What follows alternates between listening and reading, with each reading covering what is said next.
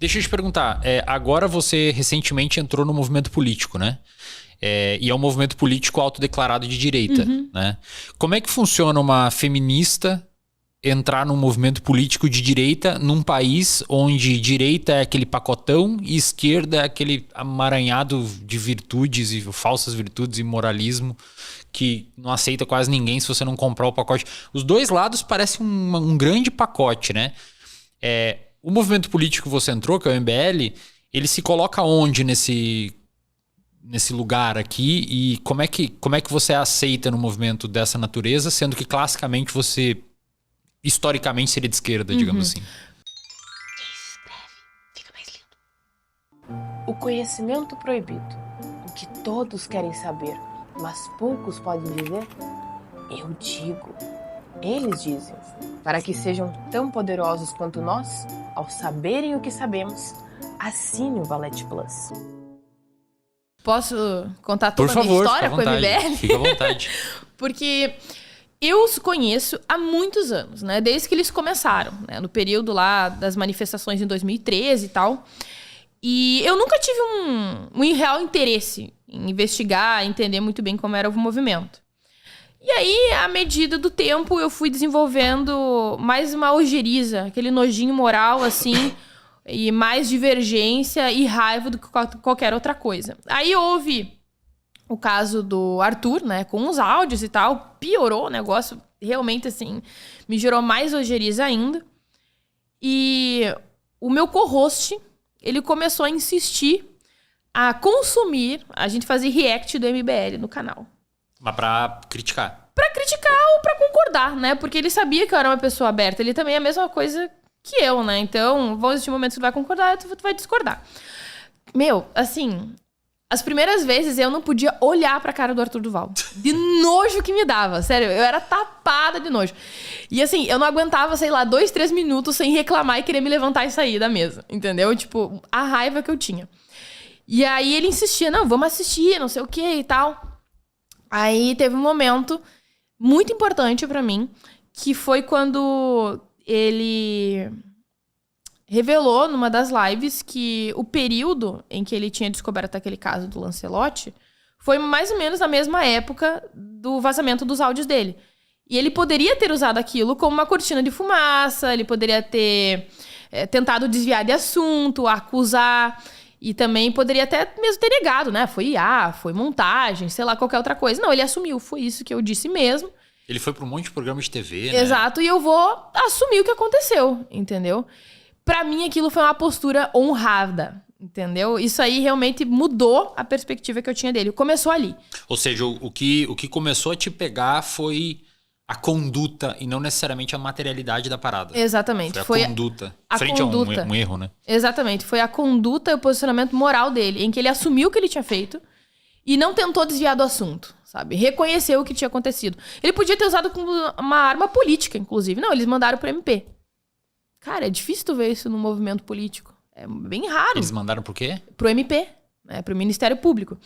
E eu já tava começando com uma simpatia maior antes, na verdade, por causa do Kim, que eu via a performance dele no Congresso e eu ficava, meu Deus do céu, que homem, né? Puro racionalismo. O pessoal argumenta muito bem, parece uma metralhadora de argumentos. E era, assim, algo menos comprometido ideologicamente, mas, de fato, com as soluções, com algo mais eficiente e tal. E isso foi por causa de um amigo meu, que começou a falar dele pra mim. Aí eu comecei a gostar dele. Aí depois eu comecei a gostar do Arthur Duval a partir dessa posição honrada dele. Aí... depois eu comecei a gostar do Renan. O Renan foi o último, assim. Inclusive, era o mais intragável pra mim. E olha só que interessante, uma das questões que me levaram a começar a gostar dele foi porque eu li um texto que ele escreveu sobre feminismo no Twitter. Eu li aquilo e eu pensei, não é possível. Foi um dos melhores textos sobre feminismo que eu tinha lido nos últimos anos. Escrito por um homem, dificilmente eles conseguiam escrever algo tão bom que ou... não era de esquerdomacho, né? Ou daquele cara que concorda com tudo que as mulheres dizem e afirmam. Chato pra caramba. Chato pra caralho, puxa Previsível. saco. Previsível, ideologicamente comprometido. Ou simplesmente um misógino red pill. Eu consegui ver ali as nuances no texto dele. E realmente tinha uma percepção mais precisa, nuançada e alternativa. E era basicamente a perspectiva que eu tinha sobre o feminismo que nós temos hoje aqui no Brasil. Que ao mesmo tempo que ele é tradicionalista e arcaico, ele quer manter algumas vantagens, mas ao mesmo tempo ele quer certas liberdades. Então ele é muito conveniente. Ele é tradicionalista, mas ao mesmo tempo ele não é, certo? Quando eu li aquilo ali, eu pensei, cara... Mas você já tava meio que comprada no Kim e no Arthur. Eu pensei, o Renan lacraste. Foi muito bem nesse texto aqui. Aí eu lembro que eu salvei esse texto, eu dei RT. E assim, eu elogiei o texto, mas ao mesmo tempo fazendo ressalvas, tipo, esse leproso aqui, alguma coisa assim, escrever alguma coisa de valor, sabe? E aí eu tive uns momentos de tretas com ele, com o Renan e também com o movimento e tal. Coisa de Twitter também, né? O Twitter é o pior ambiente do mundo, assim, coloca o pior da gente pra fora. É uma aberração, terrível. Inclusive, eu parei por causa disso. E aí, eu me afastei deles um tempo e tal. Eu mantive minha amizade no sigilo com o Arthur Duval. Inclusive, ele nem tava por dentro da treta, tava nem aí. Aí, passou mais um tempo, eu me reaproximei deles. Teve um momento ali que eu percebi que o Renan já tava mais mansinho. E eu já tava de boa com eles também, assim. Foi uma treta meio pesada e tal, mas acabou sendo apenas um contratempo. E aí, eu me reaproximei deles. Passei um bom tempo conversando com pessoas que eu admiro intelectualmente e moralmente sobre a minha decisão. Dormia pensando nisso, acordava pensando nisso. Será que é a decisão correta? É que a logo MBL, e aí eu acho que até o Renan estrategicamente criou outros braços, talvez para amansar a logo MBL carrega um monte de ferida, né? Então você se intitular do MBL... cai um monte de coisa em cima de você. Exatamente, eu trago... Talvez por isso que você acordava e pensava... Acordava e ia dormir pensando nisso. Eu trouxe o histórico deles comigo, a partir de agora, né? E assim, aí tem outra questão que me motiva muito, sabe? Eu penso que quando a gente quer fazer realmente algo valioso, significativo, tem um preço muito alto também a ser pago. E vai me gerar obstáculos, problemas, muito estresse... Mas se eu acredito que realmente aquilo a longo prazo tem valor e é significativo, vai justificar todos esses problemas ao longo do caminho.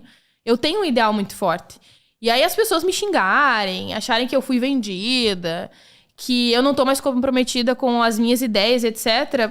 Paciência, sabe? Eu penso que é impossível tu realmente conquistar algo relevante sem ter que passar por esse tipo de coisa antes. Eu acho difícil você achar alguma grande figura que fez algo relevante politicamente ou publicamente que, primeiro, não tenha sofrido uma grande rejeição.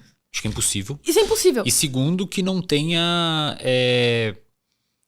como é que eu posso dizer, pensado a longo prazo e no curto prazo afastado uma série de pessoas que acreditavam que, enfim, aquele comportamento é errado. Tem um exemplo que me marcou. Teu ombro caiu aí, arruma teu ombro aí. Sim, é minha. Aí, ó, boa. Fantasia. Tem um caso bem interessante que me marcou bastante, que foi o Darwin. Depois de um tempo, quando ele divulgou a origem das espécies, ele escreveu numa carta: eu sinto como se eu tivesse assassinado alguém. Deve ser. Inclusive, ele tinha dores físicas por conta disso.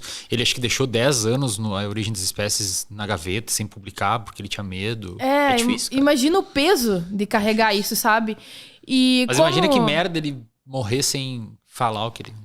E como eu sempre tive uma motivação muito forte, eu quero ser uma pessoa relevante historicamente, eu quero fazer algo significativo positivamente para as pessoas, ok, eu vou pagar o preço, sabe? E paciência, se as pessoas não gostam. E qual vai ser o seu papel dentro do movimento? Eu quero semear e alimentar, fomentar uma cultura filosoficamente racionalista e científica lá dentro. Realmente, esse é o meu principal objetivo.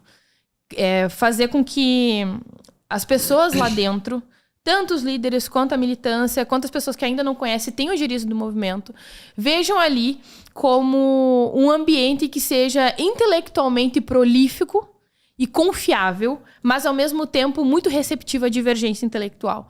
Vai ser um ambiente de experimentação. Esse é um ambiente para que a gente gere conhecimento, que seja produtivo, não organizado, talvez até mesmo caótico, porque é um ambiente que, infelizmente, não existe mais, que deveria ser na universidade. O conhecimento proibido, o que todos querem saber, mas poucos podem dizer, Eu digo, eles dizem, para que sejam tão poderosos quanto nós, ao saberem o que sabemos, assine o Valete Plus.